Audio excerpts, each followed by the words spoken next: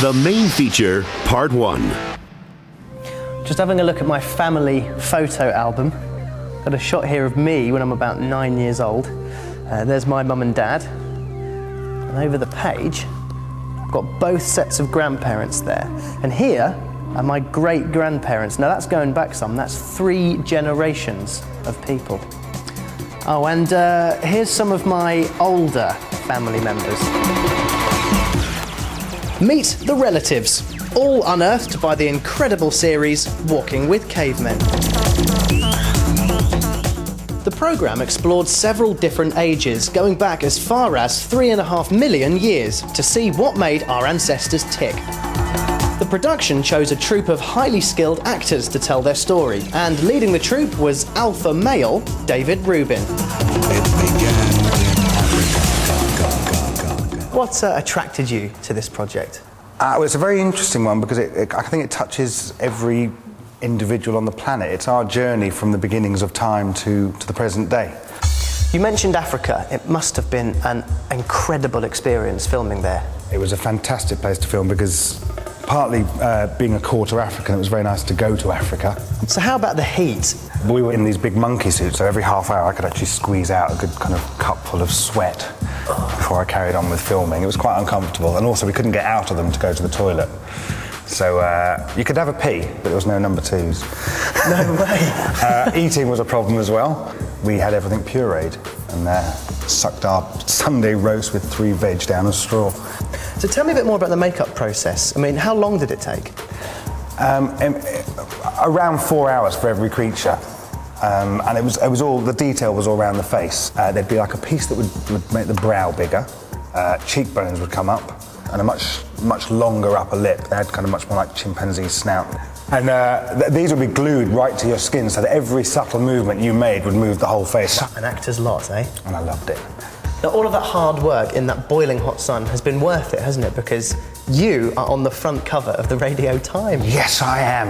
And it felt really strange in London. Yeah. It was quite a space-age kind of flat you were in, wasn't it, that you were filming? Oh, it was amazing. It was this £4 million flat, state-of-the-art bathrooms and kind of furniture and stairs everywhere. I think they were trying to show the contrast between ancient man and modern man, but at the same time, draw some sort of parallel. But there's something that you do that you call shaking off Shaking off the 21st century, yeah, I suppose that's what the 5 weeks rehearsal was about. I suppose it was about reinventing yourself as a creature. Now, on Call the Shots, we know a good idea when we see one, so we couldn't resist tracking down 2 volunteers who are willing to shake off the 21st century. 5, 4... Charlotte Curran and Emma Gates both go to the Plumstead Manor School for Performing Arts and are actively involved in their film club, to say the least. You can see my hand, can't you? No, I can't do that. So, who does what in your film club? Well, we mostly take it in turns, but we mostly do everything. Like, I do quite a lot of acting. I do the directing, a tiny bit of acting, a really small bit of filming. Do you ever show your work anywhere? Yeah, we showed one of our films, Jane, at the NFT, the National Film Theatre, some really serious subjects of film. I'll tell you what, you two definitely got vivid imaginations, and you're going to need them, all right, because we're going to take you on a journey to meet your ancestors. How does that sound? Cool. Excuse me, what are you doing? Looks like they've already started. See how primitive we get a little bit later on. Ooh, left a bit.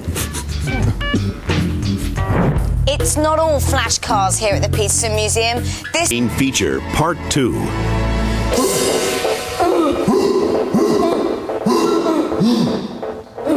Welcome back to our Walking with Cavemen Masterclass. Now, Em, Charlotte and David are already in full swing, so let's see what it takes to turn them into cave girls. Not much, by the sounds of it. Right, come on, Steve. Come and get in touch with your primal self. I'm ready. Right, the first requirement at the audition was to be able to squat. So get your feet in parallel.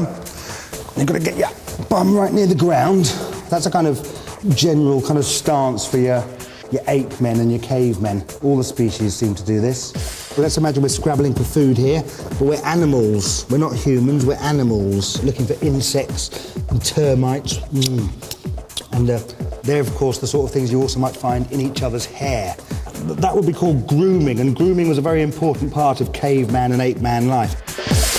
So let's try using some of these kind of ape-like hands, kind of half walking on the knuckles, and you can actually take the weight on them.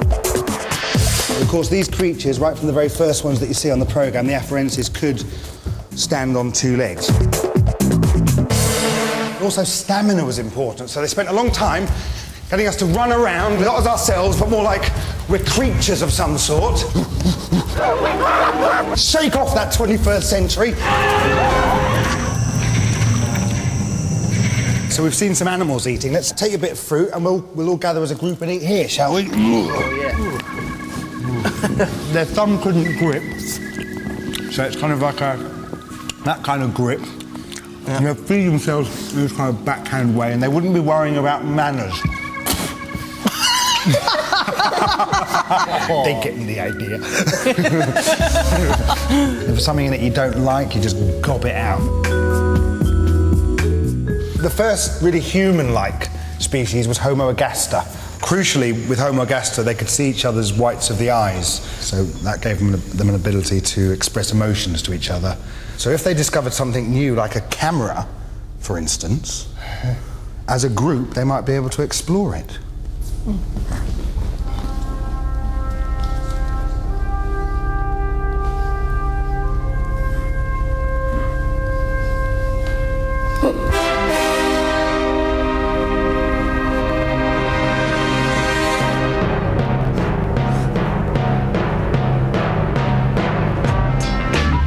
Now, I don't know about you girls, but I thought that was brilliant. How was it for you?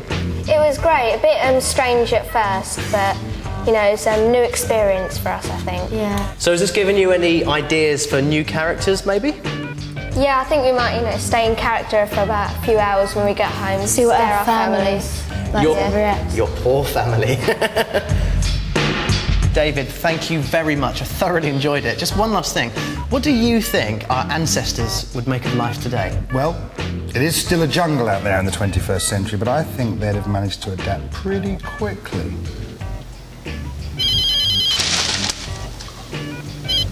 Hello? With what? Attenborough? Dickie or David?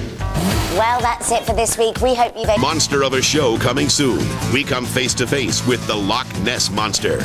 Get ready to armor up for Tomb Raider 2 and hot chick Rob Schneider gets comical. Remember to keep it real with Call the Shots at www.bbc.co.uk/CBBC.